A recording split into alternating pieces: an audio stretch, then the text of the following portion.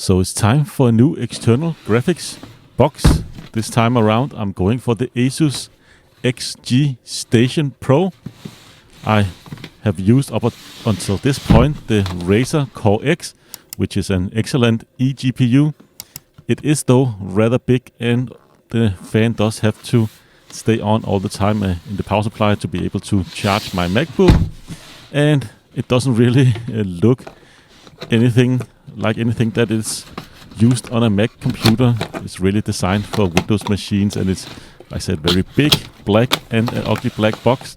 So I thought it was time to upgrade and get something a little smaller, a little slimmer, and this one also is completely silent.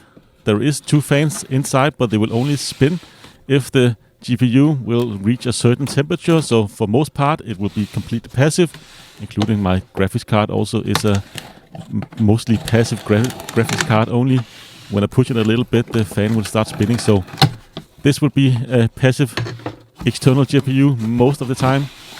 I've made a video about the Razer Core X, how to actually improve sound on that external GPU right out of the box. With the Razer Core X it is a little bit too loud in my opinion. But of course you can go to my channel and find both reviews and unboxing of the Razer Core X using Mac computers. Also did a bunch of benchmark. But anyways, let's just move on and unbox this Asus XG Station Pro. It is a ROG product, so it is meant for gaming, but it does just look so much nicer and so much smaller than the Razer Core X. It also much sleeker design, all this aluminum design, and it does match the color quite well of my space gray MacBook Pro as well. And you can see it includes a 1.5 meter cable right out of the box.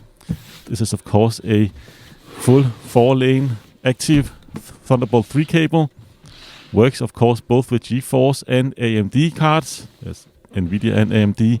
But of course I'm using a Mac computer, so I am going to use AMD card with mine. I'm going to install a Vega 56 card in this one here. This is a third-party brand from PowerColor. Vega 56 card, tri-cooled card, so hopefully it will work nice in this case.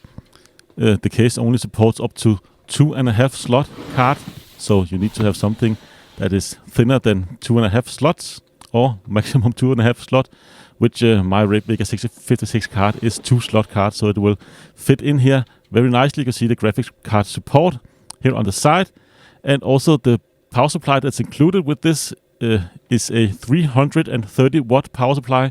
So of course you need to make sure that your graphics card is below those specifications. Also take into account that this eGPU does not charge your MacBook. It only provides 15 watts of power out of the Thunderbolt 3 port. So it still needs to have an external charger plugged in if you want to charge your MacBook. So any card I believe below 300-ish watt should be fine with this, which is what my Vega 56 card I believe is a 250 watt-ish card. So should be fine in here. But anyways, let's just get to the unboxing and see what we actually get in this box. First off here we find a smaller compartment for a smaller box here. Also is the handle. Let's just take everything out and move the box to the side. It is a fairly heavy device. Of course it is made all of metal, and it is very well protected in this box. You can see it is so slim when you actually get it out of there, especially if you're used to the Razer Core X, which is a pretty beefy external GPU case. Just looks so much sleeker. But anyways, let's just have a look at the accessory box first, see what we get with this, besides of course the power supply. One downside is the power supply uses a proprietary plug to plug into the external GPU, the Asus XG Station Pro. So you really need to get a power supply specific from Asus if anything ever goes wrong with this. But of course, first off, European power plug, just a standard 2 plug in the one end, and the European plug in one end, and the 3-prong here in the other end, of course, for the European market. And you also get one from the UK market as well, because of course I live in Europe here, so this is what we get. But of course, depending on what country you live in, you will get a power cable for that specific country. And also the 1.5 meter Thunderbolt 3 cable, which is a very nice addition. These cables can be very expensive, so that they have included this with this external GPU case is a fantastic thing, in my opinion, and is something I'm definitely that definitely adds to the value of this build. This is an active Thunderbolt 3 cable, so you can see the plugs themselves are quite long plugs. Just something to keep in mind, but it is working very nicely, and it is a high quality cable. Of course, you also get your quick start instructions in various different languages. It is a fairly simple operation to install a graphics card into this case. There is a screw on the back that you take out, and then there's a little latch that you will push to one side, and then you can remove the top and the side covers. Very simple, not as simple as the Razer Core X, but it is definitely adequate and doesn't really require that much tool to actually assemble or install a graphics card into this. Last thing, of course, is the power supply. It is a beefy external power supply. It is a completely passive power supply, unlike the ones with the Razer Core N. Again, comparing to the previous external GPU, there is no fan that's going to stay on 24/7 when you have something plugged into the Thunderbolt 3 external GPU. So I really like this design. Of course, the external GPU is only this small because the power supply is not installed inside the device, so you really need to account for the extra room this takes. I've used some 3M dual lock, very powerful Velcro, and stuck it under my desk, so it doesn't really take up any room. But obviously you just need to make sure you have room for the power supply as well. And again, this is a 330 watt power supply. So this is the total power of the GPU, the 15 watt that it delivers through the Thunderbolt 3 port, and as well as fans and LED lights within the case. So you shouldn't really push this above, I will believe, around 250 to 280 watts of graphics card. That, of course, takes out some of the more overclocked Vega 64 cards out of the equation, like the Sapphire Nitro Plus that I also had and that I used in my Razer Core X. That's why I'm going for the Vega 56, but it doesn't really matter if you have a 56 or 64 in an external GPU. To my benchmarking and my previous review of the Core X, I didn't really find any added speed or benefits of going Vega 64 over 56. But yeah, it's a fairly thick cable, and you can see that proprietary plug right there. It does turn both ways, so that's a great addition, but it is a little unfortunate that it just isn't a standard plug. So you could go out and buy a new power supply if something happens to this one in a few years' time. But anyways, let's get to the main device. And right off the bat, I just like this design so much better than the, again, aforementioned Razer Core X. Also feels excellent, and the space gray color or anodized aluminium just matches a MacBook setup or an Apple setup in general with the space gray look. The lid needs to be opened by a little latch on the back, which I found out later. And you can just have a look around the actual eGPU here. You can see the back side here is, of course, where you plug in all the cables for your graphics card. One plug here for the Thunderbolt, and there is a USB Gen 2 pass-through as well. So you can actually connect a USB device up to 10 gigabits per second. And of course, that proprietary power plug that actually turns both directions, which is, of course, one of the positive things. But again, it is harder to get hold of a spare power supply if anything happens to this one in the future. Haven't really been able to find the part number for this power supply and find any extra power supply in stock anywhere. And make sure you plug in the Thunderbolt 3 cable to the plug on the left with the lightning. The other one is, like I said, just the USB Gen 2 pass-through. There is also a power button, a digital power button, and there is a screw holding the little lock for the top latch in place. Of course, I suppose if you are in a public domain with this device, it would be nice to actually screw it in place to make sure nobody will steal your graphics card. But at home, I don't really see why a screw should be mounted there. But anyways, there's a little LED in the front as well, indicating if it's turned on. And of course, you can see all the logos and Asus branding all around this device here. I'm not really a big fan of the Asus branding. They could have done without that, in my opinion. But what are you going to do? Let's get a little closer and actually try and take this apart and install a graphics card in here. All you really need is a Phillips head screwdriver, as the one I have here from iFixes, or of course you can use whatever kind of screwdrivers. And this is the Vega 56 card I'm going to use, the one from Red Dragon, or it's called the Red Dragon Vega 56 card from Power Color. It has 2 display and 2 HDMI, and it's a 2-slot card and has a 8-pin plug and a 6-pin plug. So this is one of the more compact Vega 56 out there, and it's the last generation of Vega 56 cards where the PCB will actually only take around half the length of the card. But anyways, let's just put a little cloth underneath here so we won't scratch the eGPU. And what you need to do is remove that little screw so you can actually turn the little latch here towards the right. This will unlock the lid like so here. This is really the only tool you need other than for mounting the graphics card. I deliberately did not read the manual just to try and see if I can actually take this apart without any issues and any struggles. But you can see here the plate on the top is just aluminum plate, actually very thick and feels like it's made of high quality. Let's just move that out of the way and let's try and get the side panel off here. So you just need to squeeze it upwards and the side panel will just come off like this.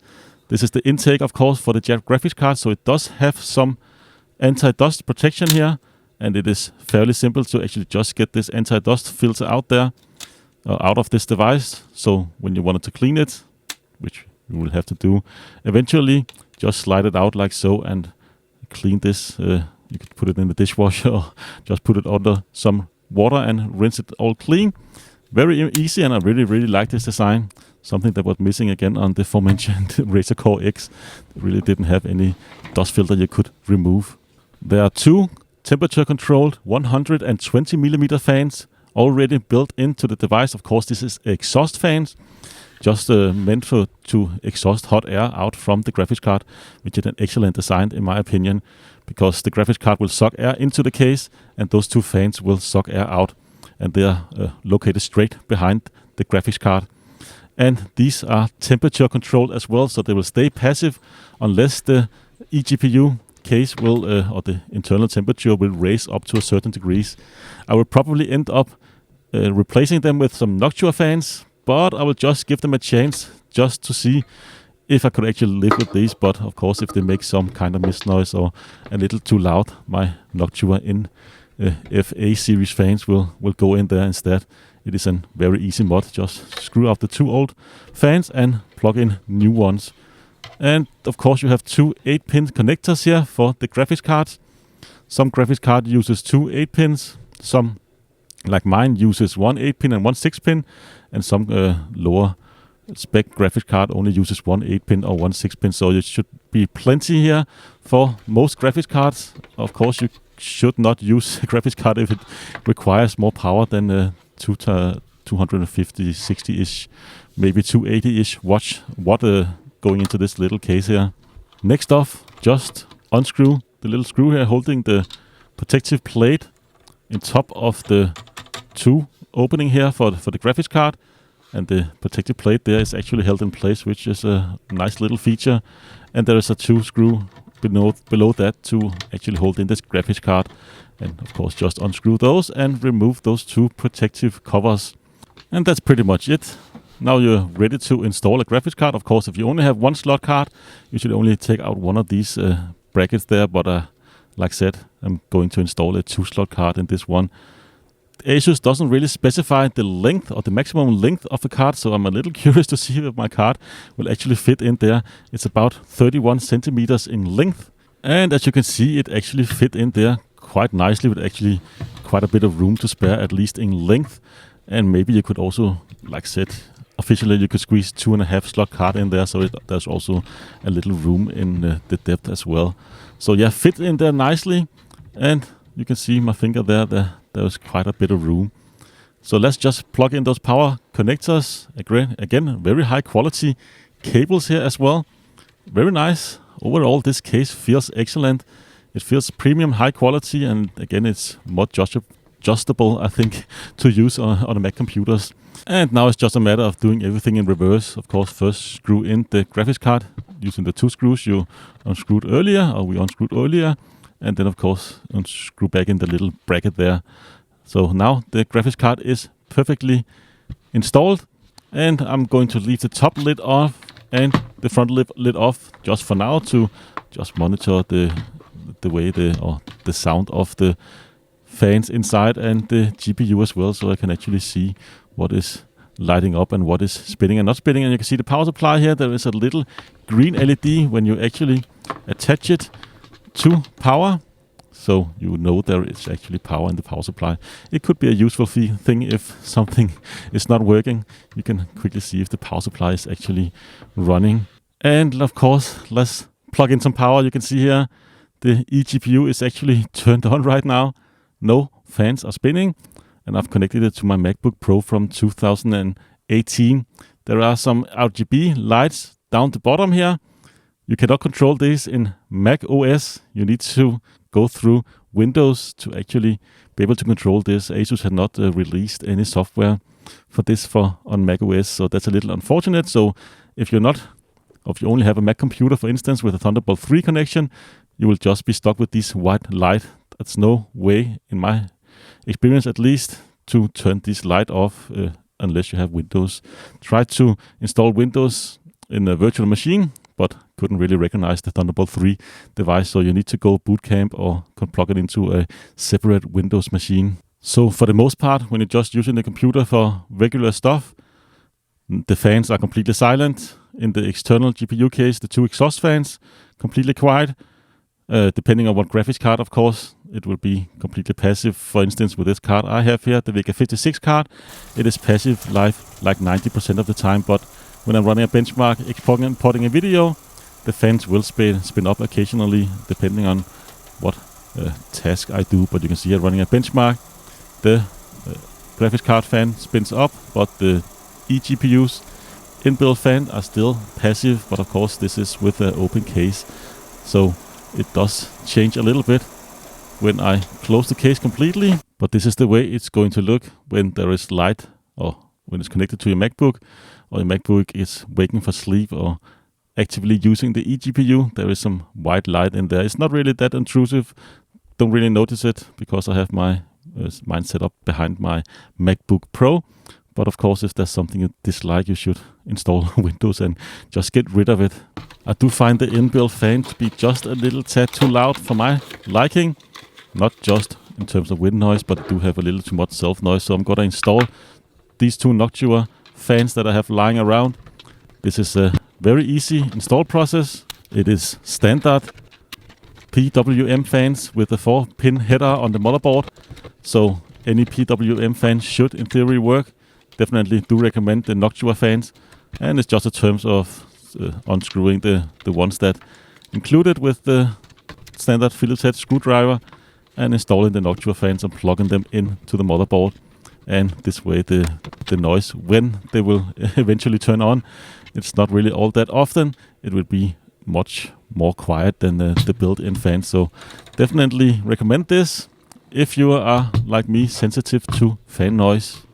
So let's assemble it completely this time around and actually do some benchmarking and see not only if the PSU can handle a WHCVIP card like this, and of course see or test the noise levels now with the Noctua fans. I really like this design.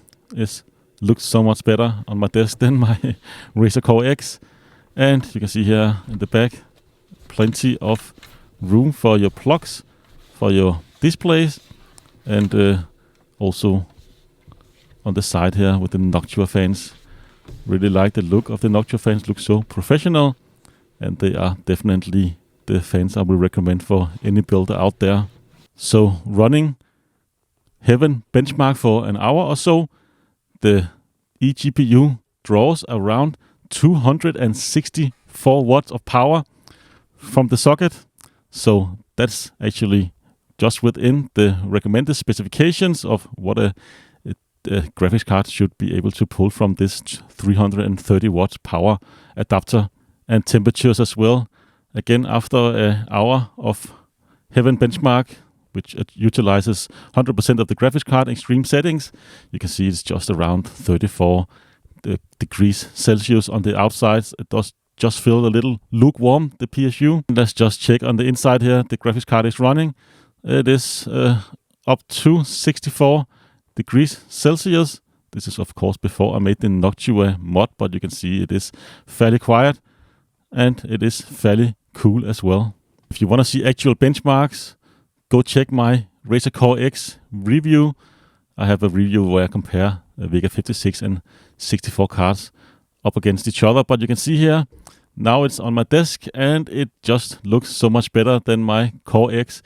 I can actually fit it behind my MacBook Pro here. And of course, the only intrusive thing is really the light that I cannot control. Would probably have turned that off if that's a thing I could do. But else, I highly recommend this eGPU to anybody who is looking for a nice, well-designed and very cool and quiet external GPU. Just the only little downside is that this does not charge the MacBook, so you still need a charger connected to your computer. And another thing you can see, this crappish photo here, nighttime, it does provide some nice light show in the ceiling. That could also be a little annoyance to some people. So overall, I highly recommend this external GPU if you are aware of its limitations in terms of the amount of power you can actually draw from the power supply, the fact that it does not charge your device, and also the fact that it is a little limited in terms of space, only in abstracts up to 2.5 slots, which is probably most graphics cards out there. But else, it is a beautifully designed device, completely passive if you're not pushing it or if the temperature does not exceed a certain degree. Temperature control fans built in. I really like that. External passive power supply. It's a fantastic thing. Also has a USB Gen 2 pass-through with a Type-C plug, so you could connect external devices like a SSD or a fast Ethernet card. And it is very sleek and it looks excellent in a Mac setup. So yeah, I highly recommend this device. And it's actually an excellent value when you also account for the 1.5 meter cable that comes included, an active cable. These can be very expensive and actually is quite a nice bundle. So yeah, go out and get one if you are looking for a great external GPU for your computers, Windows or Mac. And of course, I will put a link down in the description if you want to check it out yourself. Else, I hope to see you again in a future video, but that's been it for this one. Take care.